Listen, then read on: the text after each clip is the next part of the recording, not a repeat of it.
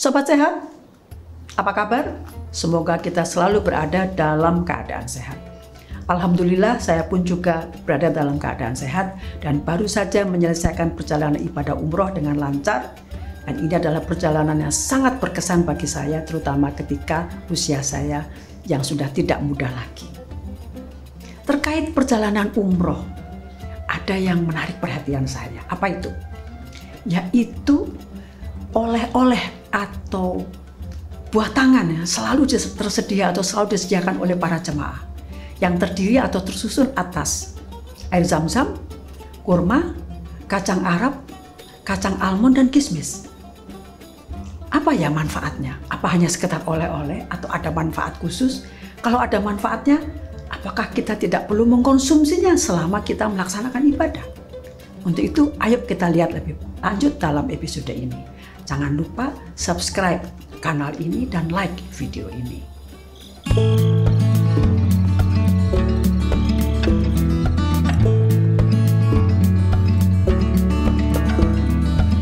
Yang pertama pasti kurma.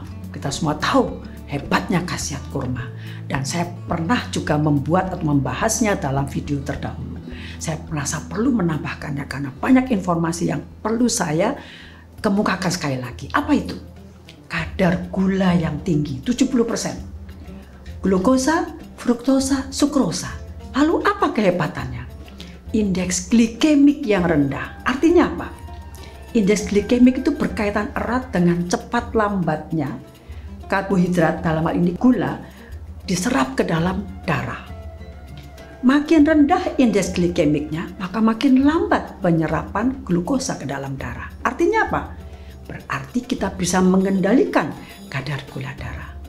Nah, bersama dengan zat kandungan yang lain termasuk serat, protein, vitamin, mineral, dan tentu saja zat bioaktif, misalnya asam fenolat yang bekerja sebagai antioksidan yang artinya menjaga kesehatan sel.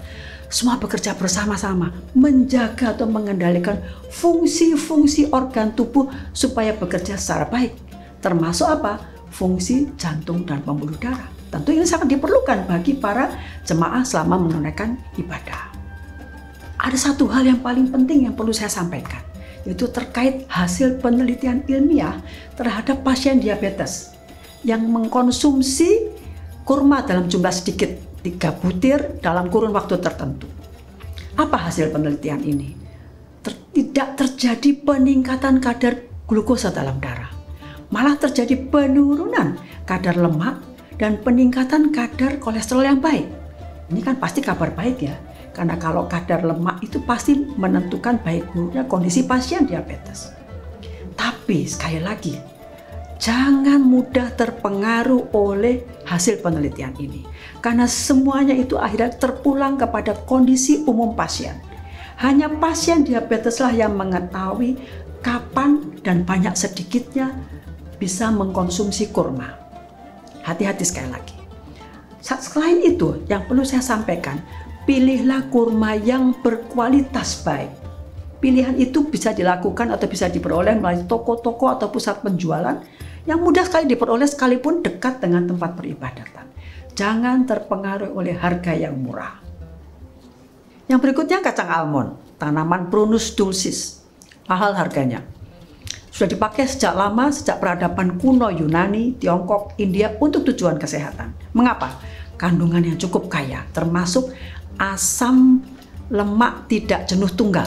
Di samping asam amino, protein, serat, lalu pasti ada antioksidan ya, flavonoid. Ya. Semua itu bekerja bersama-sama yang menyebabkan kacang almond ini cocok dikonsumsi sehari-hari dalam diet kita. Karena bisa memperbaiki atau menjaga indeks glikemik dan kesehatan kelenjar insulin. Kalau kelenjar insulin sehat, pasti akan dihasilkan insulin yang memenuhi keperluan. Tidak berlebihan atau tidak kekurangan.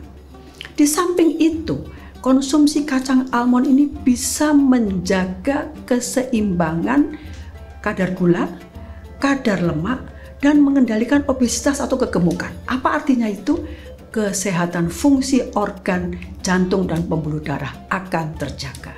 Oleh karena itu, ayo kita konsumsi kacang almond dalam jumlah yang cukup saja, tidak berlebihan, untuk rileks, untuk santai, tidak untuk proses penyembuhan. Kacang yang lain, kacang Arab kita kenal namanya. Nama ilmiahnya Cicer arietainum. Dalam bahasa Inggris chickpea. Bentuknya spesifik, pasti kita kenal semua.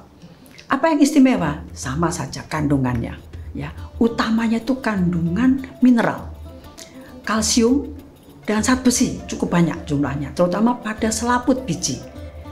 Sehingga disebut apa? Chickpea ini adalah sumber kalsium yang harganya murah.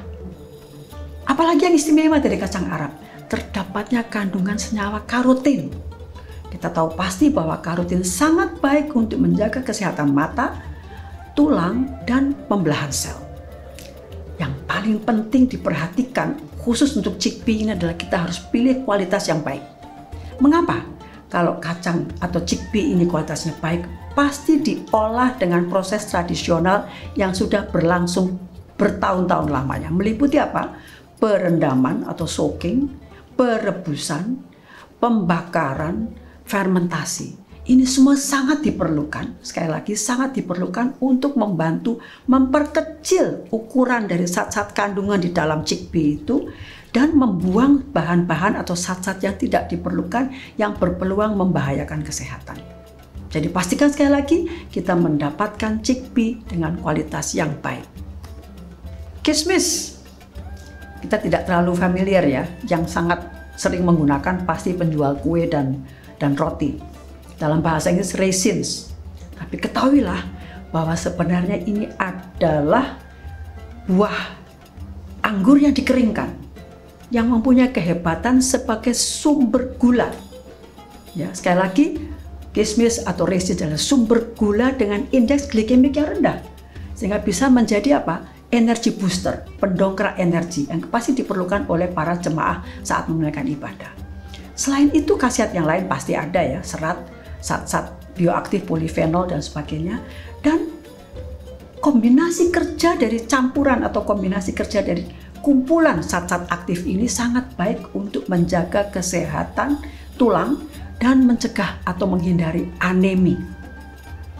Pastikan kita menggunakan dengan cara yang benar, dan cara yang dianjurkan adalah dengan merendam raisins atau kismis ini dalam air selama semalam dan baru diminum airnya keesokan harinya. Digunakan secara teratur. Sekali lagi juga pastikan kualitas yang bagus. Mengapa? Agar terhindar dari kemungkinan pengotoran atau kontaminasi jamur yang menyebabkan racun. Yang terakhir, air zam-zam. Kita semua sudah tahu ya tentang anjuran untuk minum air zam-zam. Pada kesempatan ini ada 1-2 hal yang perlu saya tekankan atau saya ulang sekali lagi.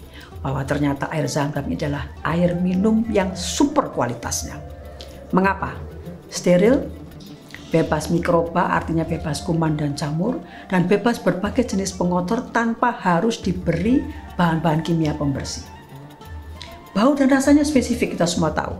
Dan itu antara lain disebabkan adanya kandungan mineral-mineral tertentu. Ada 4 mineral utama, natrium, kalium, kalsium, dan magnesium. Keempat mineral ini sangat penting untuk menjaga apa? Keseimbangan fungsi jantung, ginjal, pembentukan tulang, dan kesehatan otot. Ada 7 trace element, elemen mineral yang hanya diperlukan dalam jumlah sedikit, yaitu terdiri dari manganum, vanadium, molybdenum, kobalt, zat besi, zinc, dan tembaga. Apa khasiat atau manfaat trace element? Pembentukan sel-sel otak, jadi untuk kesehatan otak secara umum, pembentukan sel darah merah, pembentukan sel-sel tubuh secara umum, dan menjaga imunitas. Khasiat pasti banyak, termasuk diantaranya antioksidan.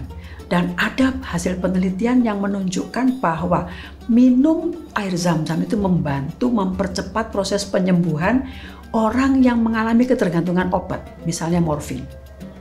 Sobat sehat, anjuran minum air zam-zam sangat diperlukan untuk mencegah dehidrasi. Jadi tidak mungkin ada dehidrasi insya Allah. Tapi dari artikel-artikel ilmiah yang ditulis tentang manfaat air Zam-Zam, saya berani mengatakan bahwa dengan mengkonsumsi atau dengan minum air Zam-Zam, daya tahan tubuh kita akan terjaga, fungsi-fungsi tubuh kita akan berada dalam keadaan prima, sehingga kita bisa melaksanakan ibadah haji dan umroh dengan lancar. Kurma, kacang Arab, kacang almond, kismis, semua adalah sumber gula. Gula dengan indeks glikemik rendah atau terkendali. Dan itu diperlukan untuk mempertahankan energi yang kita perlukan selama kita melaksanakan ibadah. Jangan sampai kekurangan. Yang penting adalah konsumsi berbagai jenis makanan itu dan minum air Zam-Zam bisa mempertahankan kondisi kesehatan kita sehingga kita bisa melaksanakan ibadah secara baik dan khusyuk. Demikian, semoga ada manfaatnya terutama bagi kita semua yang akan melaksanakan ibadah haji dan umroh. Stay healthy, salam sehat.